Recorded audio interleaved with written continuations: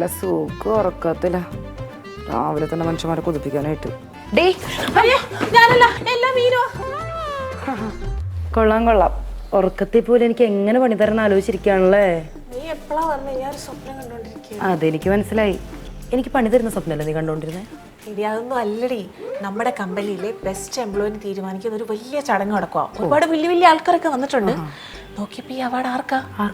എനിക്കത് അങ്ങോട്ട് പിടിച്ചില്ല. ഞാൻ പറഞ്ഞു ആ അവാർഡ് നമ്മുടെ മീനിനുള്ളതാണോ. ഞാൻ അത് പറഞ്ഞുകൊണ്ടിരുന്നതാണ് നീ കേട്ടത്. മോളെ സോപ്പ് എനിക്കിഷ്ടാ, പക്ഷെ പതപ്പിക്കരുത് കേട്ടോ.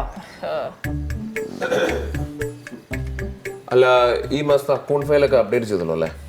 ചെയ്തല്ലോ. എന്തു പറ്റി? അല്ല, മാസാവസാനല്ലേ, മുതലാളിക്ക് കണക്ക് കൊടുക്കണം.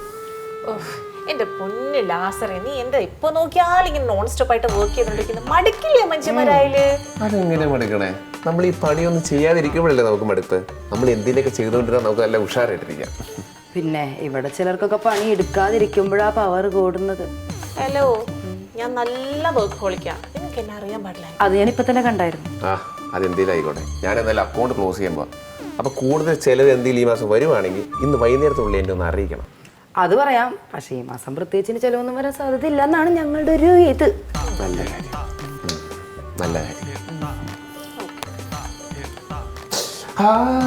ഒരു കാര്യം പറയാൻ വിട്ടു, നിങ്ങളെ രണ്ടുപേരും ക്യാബിനിലേക്ക് വിളിക്കുന്നുണ്ട്. എന്തോ മീറ്റിംഗ് ഉണ്ട്.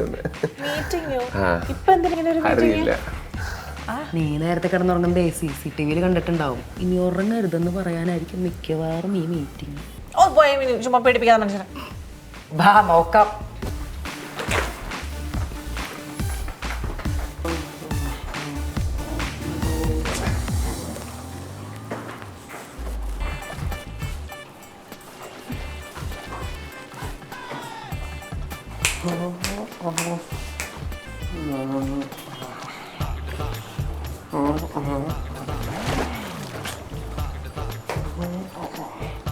ഇത് കുറെ നേരമായല്ലോ. നിങ്ങൾ തമ്മിൽ അത്രയാണോ ഞങ്ങൾ വിളിച്ചു വരുത്തിയേ? എന്തേലും ഉണ്ടെങ്കിൽ ഒന്ന് പെട്ടെന്ന് പറ. ഞങ്ങൾക്ക് പോയിട്ട് ഒരുപാട് ജോലിയുണ്ട്.